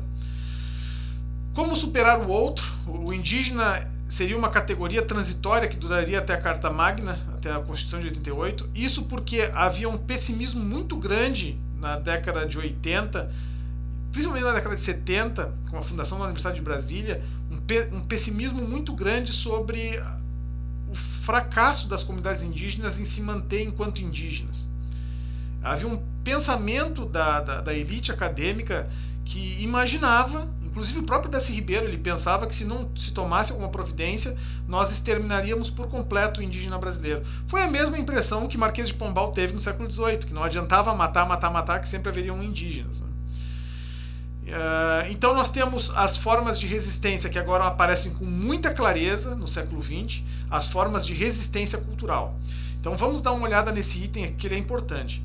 Como resistência ao paradigma branco, ao paradigma europeu, nós temos a indolência do negro, a preguiça do indígena e a teimosia do caipira. Essas são as três formas importantes de resistência ao trabalho escravista colonial brasileiro. Ou seja, a indolência do negro africano, a preguiça do indígena e a teimosia do caipira foram as formas de frear o avanço civilizatório, de frear o avanço da cooptação de mão de obra súdita para o rei de Portugal, mesmo que a preço de sangue. Então veja que isso aqui não são termos pejorativos, foram muito importantes para a consolidação da memória indígena. Se não fosse esse processo de resistência, indolência, preguiça e teimosia, provavelmente essas populações indígenas, escravizadas e caipiras teriam sido exterminadas. Então essas formas de resistência cultural foram importantíssimas para a permanência desse povo até hoje no Brasil. Daí derivam as comunidades quilombolas, as comunidades tradicionais indígenas. Então não são termos nesse sentido pejorativos. Eles são termos importantes para a reprodução da cultura tradicional e do modo de vida. Porque, do contrário, se eles abrissem mão desses processos, eles vão ser completamente dizimados pelo processo civilizatório. E nisso entra, claro, a educação. Então, aqui nós temos um trabalhador ali da linha telegráfica, né, uma foto importantíssima do processo, que nós já vemos um indígena Bororo, em que ele está transfigurado, digamos assim, no seu papel de trabalhador da telegráfica. Muitas das missões civilizatórias na Amazônia, nos grandes rios da Amazônia, Rio Negro, Solimões, enfim, nós temos várias, digamos assim, missões capuchinhas, missões mercedárias, missões católicas em si, né? Missões onde as freiras, as irmãs, educam esses indígenas, os vestem para civilizá-los. Ora, esse processo continua recriando a mesma ideia da educação como civilização para a colonização do outro. Então essas crianças, além de ser colonizadas, elas se tornarão no futuro mão de obra de uma elite agrária. Então a educação aqui jamais era vista como emancipação. A educação aqui, na verdade, era para a preparação da mão de obra para trabalhar na grande lavoura. Então perceba que nós temos ali os mamelucos em dois mundos que vão entender esse processo, vão compreender esse processo. Nós temos Fernão Cardinho, um canibal português, que compreende esse processo como híbrido polivalente, ele age com eficiência nos dois mundos. Nós temos indígenas e imigrantes europeus, sequestros de criança e o bugreirismo privado ali de Martim Bugreiro, que eu havia contado para a história. Então nesses tópicos nós temos ali o resumo do que falamos até agora. Então, quando vocês escutarem esse discurso de minha avó foi pega no mato a laço, né, o estupro da menina indígena e a violência sexual, muitos de vocês já escutaram isso, quem anda pelo Brasil sabe, minha avó foi pega no mato a laço, então por isso que eu sou descendente de indígenas. Isso nada mais informa para nós da violência do contato. Minha avó foi pega no mato a laço. Olha a violência da colonização. Olha a violência do estupro. Então nós somos filhos e devemos reconhecer a nossa ancestralidade ameríndia como resultado dessa violência. O brasileiro é resultante da miscigenação desses dois mundos, desses três mundos, no caso, de acordo com Darcy Ribeiro. Aqui estão as missões, as localidades, e como o europeu foi, digamos assim, insistente nesse processo colonizatório. Por quê? Por causa da mão de obra. Sem a recriação desse modelo, era impossível praticamente ter trabalho na colônia.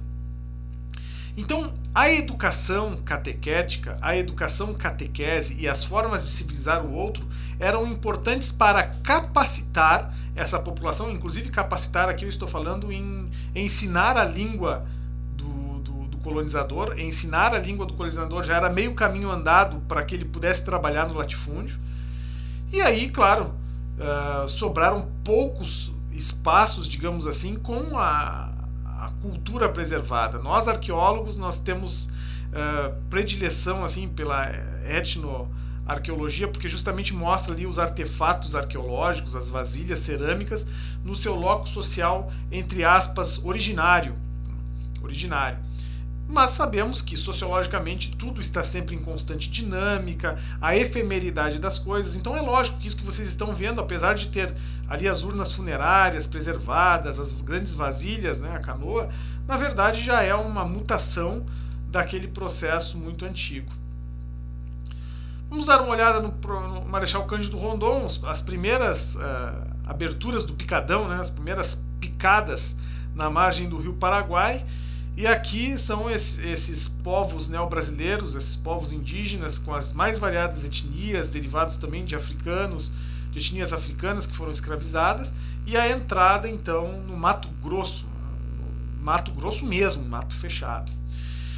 E ali se encontrarão diversas comunidades tradicionais, adaptadas e bem equilibradas ao meio, mas que o próprio, no livro Índio e a Civilização, o próprio Darcy Ribeiro já percebe isso nos relatos do Marechal Cândido Rondon. Uma mágoa do conflito, uma reação do povo machucado à paz. Por quê? Porque quando chegam os soldados do SPI, quando eles fazem aquelas cabaninhas de telha de zinco e são clivados de flecha, já difere muito do relato do contato, porque o relato do contato primeiro era o contato amistoso e depois a guerra. Com a ida de Cândido Rondon, nesse processo ele vai entender uma desumanização do indígena.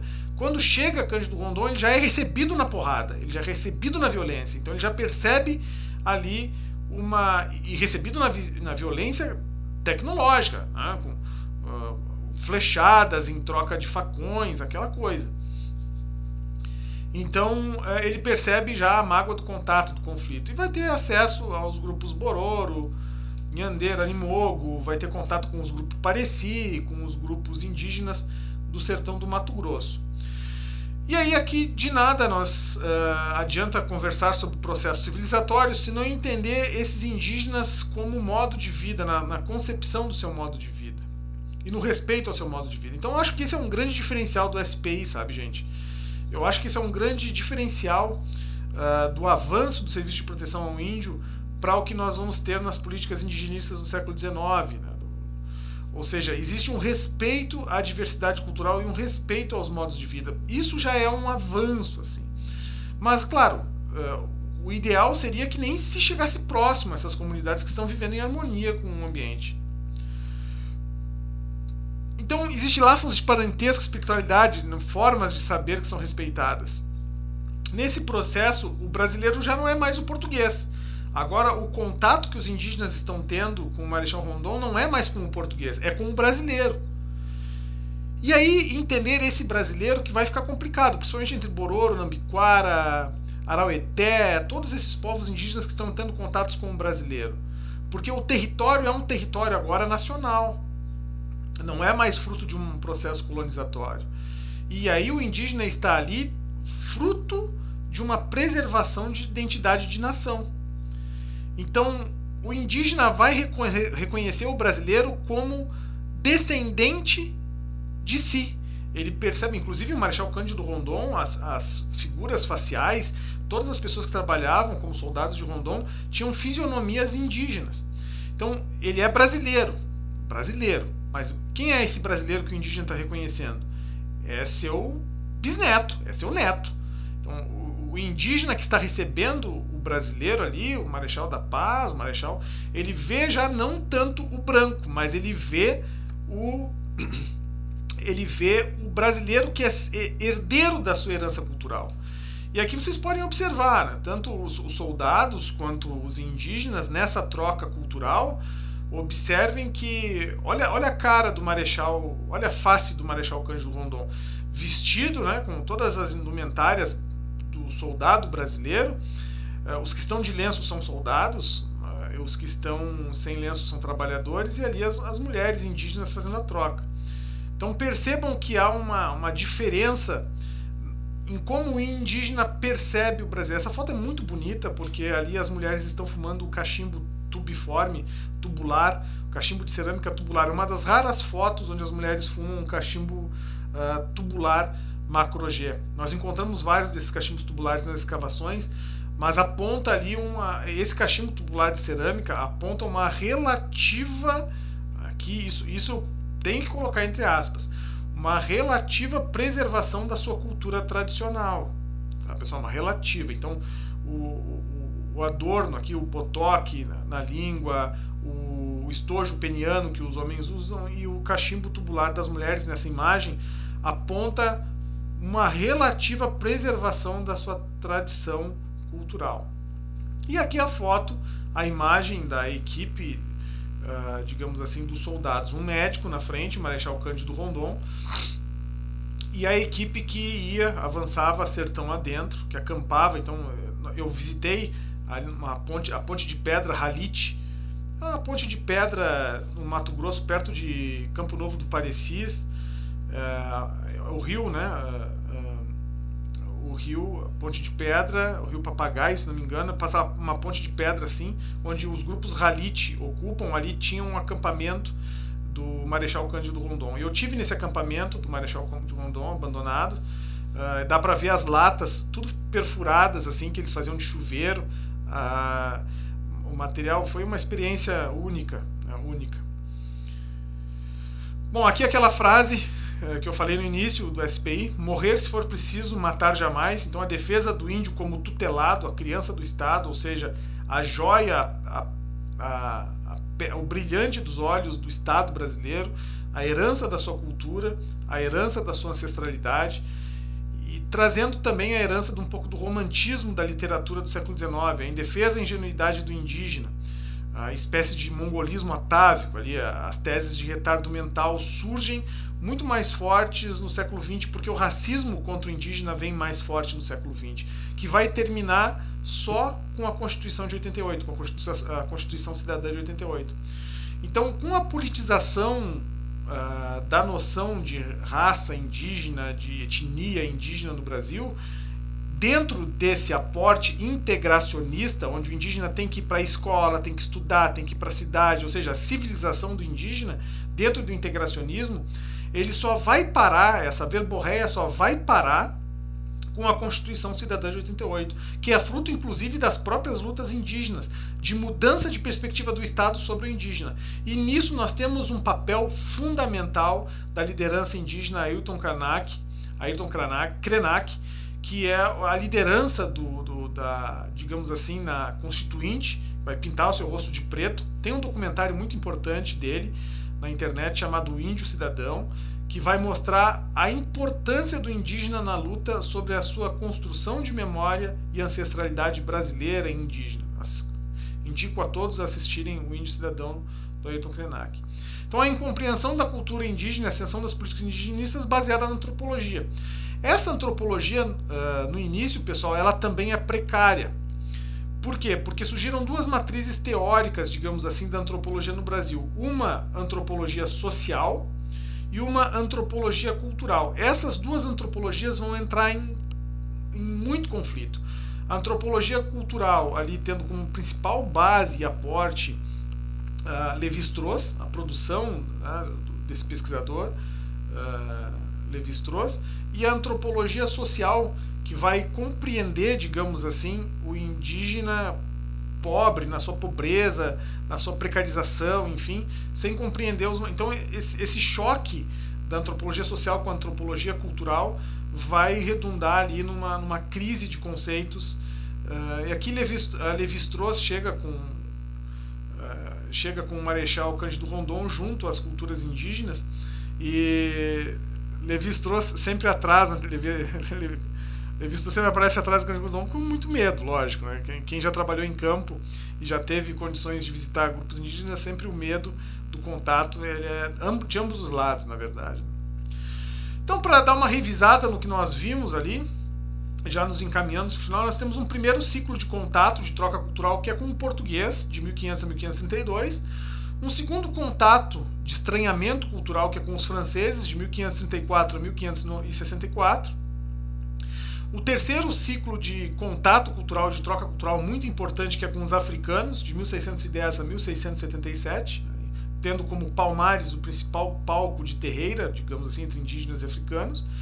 Nós temos um um quarto ciclo de contato cultural, que é com os imigrantes italianos e alemães, que ocorre principalmente de 1808 a 1890. E nós temos um quinto ciclo de contato e troca cultural, que é com o SPI, os etnógrafos, e Rondon, que vai se dar de 1912 a 1937. Então veja que todos esses ciclos de trocas culturais são processos invasivos, são processos de visita, de encontro, de troca cultural.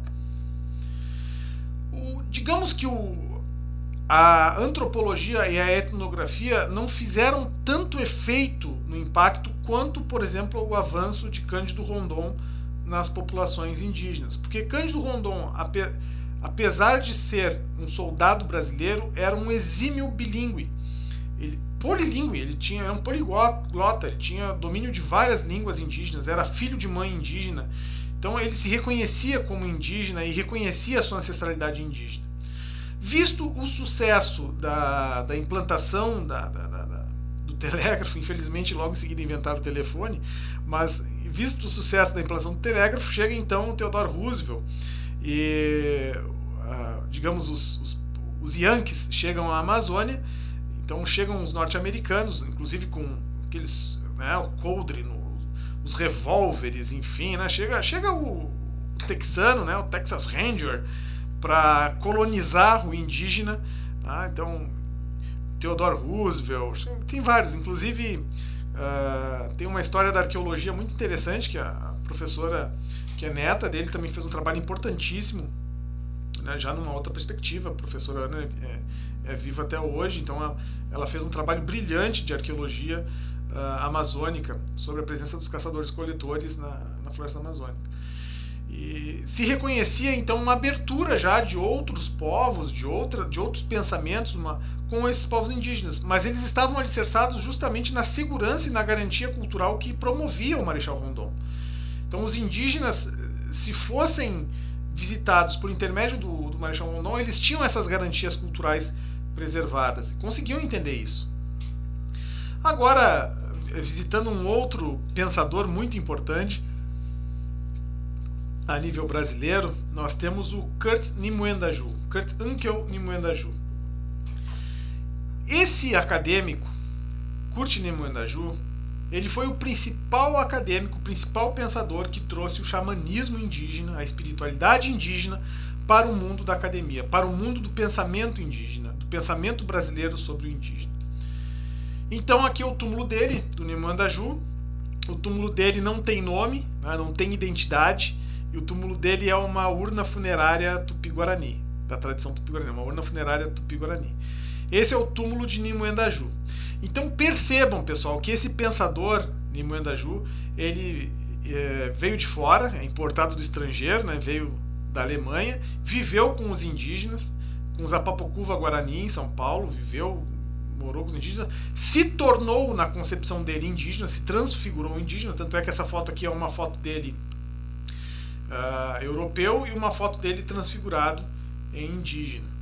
Tanto é que o atributo dele, a concepção dele ter se tornado indígena, eu boto isso entre aspas porque ninguém se torna indígena, tá, pessoal? Não existe isso. A pessoa não consegue se transformar no indígena, a etnia ela é consolidada. Ele, no caso, conseguiu mudar completamente seu paradigma materialista europeu para o paradigma espiritualista indígena. Tanto é que ele conseguiu diluir tanto o seu ego que no seu túmulo não tem o seu nome. E aqui o mapa que ele fez, esse mapa é um importante acervo histórico para compreender a diversidade étnica do Brasil nos tempos do desenho. Ele viajou e andou por todo o país de carona, de carroça, enfim, para mapear as culturas indígenas no Brasil. E esse trabalho foi tão importante, que ele mapeou não só as culturas indígenas, como as datas de surgimento e de registro das culturas indígenas pela memória dos indígenas, de acordo com a sua ancestralidade. Então, se vocês lerem bem o mapa do Nimwendaju, vocês vão ver que, por exemplo, Aricapu, Guaiaró, Aruá, Macurape, Lambi, Purubora, todas as etnias que estão mapeadas ali, hoje já não existem mais, foram extintas. E se nós fizermos um exercício que nem ele fez, de andarmos pelo Brasil inteiro mapeando essas etnias, vamos encontrar outras etnias diferentes, tá? Com outras datas. Então, o que ele diz nessa passagem, que é muito importante, Kurt Niimoyandaju da Ju se refere justamente ao mapeamento do humano. Eu vou ler esse trechinho para vocês. Não sei se está meio tapado pela câmera, mas vou ler para vocês. Por enquanto, não me preocupo com a publicação do material científico, que ele tinha um vasto material científico. Eu queria, antes de tudo, pôr a salvo o material humano. O que Niimoyandaju quer se referir, quer dizer com material humano? Ele está se referindo à cultura indígena, à cultura imaterial, às formas de pensar, às formas de cosmologia, às espiritualidades, os xamanismos, as formas de perceber o cosmos, as formas de conhecer as estrelas, né? No caso a astronomia indígena, ou seja, o material humano, a informação do material humano, riquíssimo, que estava se perdendo.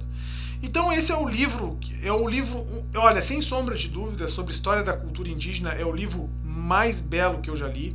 Está na nossa biblioteca central aí do Campos Carreiros, no caso, agora é difícil de acessar, mas...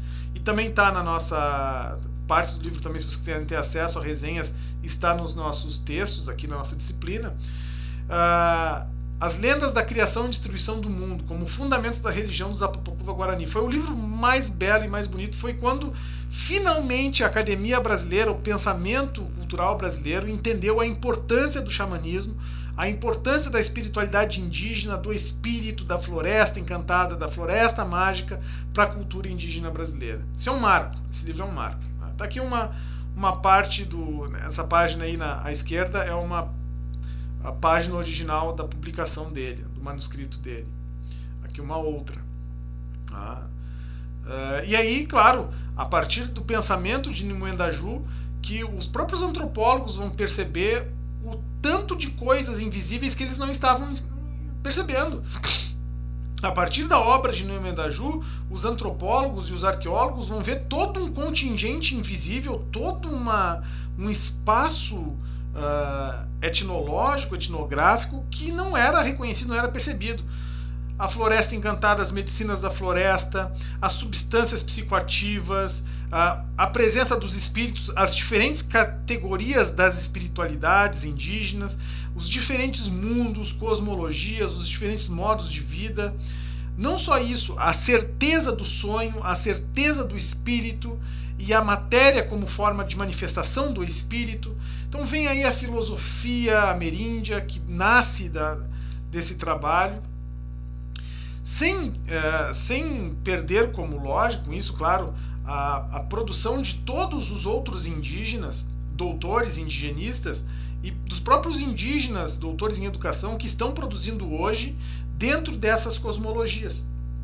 Então é muito importante perceber que nós temos vários e vários autores indígenas que também trabalham com essa discussão, que é importantíssima. Então, por exemplo, a pintura corporal tem um significado, tem uma lógica espiritual, tem uma lógica xamânica, tem uma lógica cosmológica importantíssima. Não é apenas uma manifestação material da cultura, ela é parte do modo de vida. Os cantos, as rezas, os encantamentos, como parte da Floresta Encantada, elas fazem parte da realidade de vida daquele povo. Se retirar a Floresta Encantada dos encantamentos, praticamente se extermina a cultura. E aí, claro, que é lógico, no caso que aconteceu aqui com os Jay e com os Choclen, né, esse processo do Serviço de Proteção dos Índios, está lá a placa de proteção dos índios, não foi possível em todas as circunstâncias e ocasiões se manter a tradicionalidade dos povos indígenas. Então se avançou com maquinário, se avançou com cultura. Então tem um colono italiano lá em cima, ó, ele está sentado na direção ali, no volante do trator, e os indígenas estão na frente desse trator. Então observem, e eu quero deixar bem claro que lá atrás tem um mapa da bandeira do Brasil, um mapa da bandeira do Estado, tá? Se não me engano acho que é São Paulo, aquela bandeira ali, e ali o Serviço de Proteção ao Índio. Percebam bem a subjetividade dessa foto. Tá? Tem um colono alemão em cima de uma máquina, de um trator altamente potente, que nem roda tem, é ferro ali para entrar nos negócios, para triturar esses indígenas que estão sentados na frente da máquina. Então ele está ali dirigindo, os indígenas estão... Ah, mas foi ingenuidade do fotógrafo. Ah, mas foi isso aqui. Não me interessa. A interpretação disso tem um oligarca, um aristocrata que está encostado ali com o cotovelo agrário. Nós temos um jovem colono do outro lado que está esperando a terra ser dizimada com esse trator, tá? A limpeza da terra desses índios, desses indígenas, para que ele possa produzir e plantar. Então, ou seja, nem todo o processo de exposição do índio teve suas manifestações favoráveis à cultura indígena. E o indígena missioneiro, charrúa minuano, como herança pampeana, nossa herança pampeana. Aqui eu não quero me colocar naquela noção rasa de que nós herdamos o chimarrão, o churrasco, a bolhadeira, a indumentária, né, os hábitos do gaúcho. Isso é um discurso, é um pensamento muito raso da nossa herança pampeana, da nossa herança ameríndia aqui no Rio Grande do Sul. Quem é esse índio velho? Quem é esse índio que está trabalhando na estância? O índio velho, o índio missioneiro? Quem é esse que usa o xiripá, o poncho, que usa a vincha, né, aquela faixa, a bolhadeira? Nada mais é do que uma expoliação do mercado agropecuário. Ele é resultado da precarização da vinda do gado para o Rio Grande do Sul.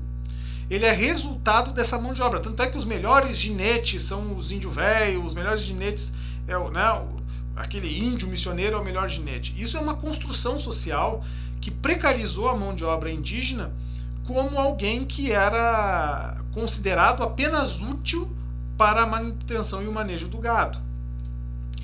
Além disso, nós vamos perceber que muitos desses grupos, Coroado, Xoclen, Caingangue, eles estavam em um outro patamar, uma outra situação florestal, em terras altas e não no Pampa. Vamos observar também que a diversidade cultural indígena ela se mantém ao longo do tempo. Então, por mais que, digamos assim, toda tradição ocidental, católica, educadora, ela vai colocar tudo no mesmo balaio de gatos. Mas isso para os indígenas não vai significar uma mistura entre as culturas. Não, muito pelo contrário. As etnias vão se fortalecer e nós vamos continuar tendo caingangues, xoclen, minuano, charrua, guaranis, araxãs. Vamos continuar tendo porque era uma perspectiva, sabe, da civilização ocidental, juntar todos os indígenas numa coisa só, aliciar as suas lideranças e a partir daí fazer o fomento de um extermínio, porque quando se tem todos os indígenas homogeneizados numa mesma cultura, fica mais fácil o genocídio. Mas isso não aconteceu graças à luta dos povos indígenas que se manteram herdeiros da sua etnia, se mantiveram constantes nas suas concepções étnicas e praticamente conseguiram reproduzir o seu sistema cultural até os dias de hoje. Com algumas adaptações, lógico, todas as culturas são dinâmicas dentro dos seus modos de vida, mas conseguiram se adaptar às suas diferentes realidades dentro daquela lógica de expoliação do mercado, de apropriação dos modos de vida. Pessoal, foi uma aula longa. Eu agradeço a todos que me acompanharam até aqui. Eu reconheço a complexidade da reflexão, mas fiz a citação de todos os textos que eu utilizei como base para essa aula.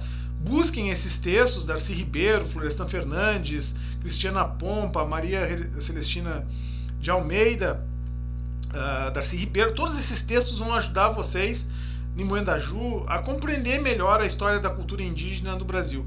Muito obrigado por ter ficado até aqui. Um grande abraço a todos e nos vemos na próxima. Um abração!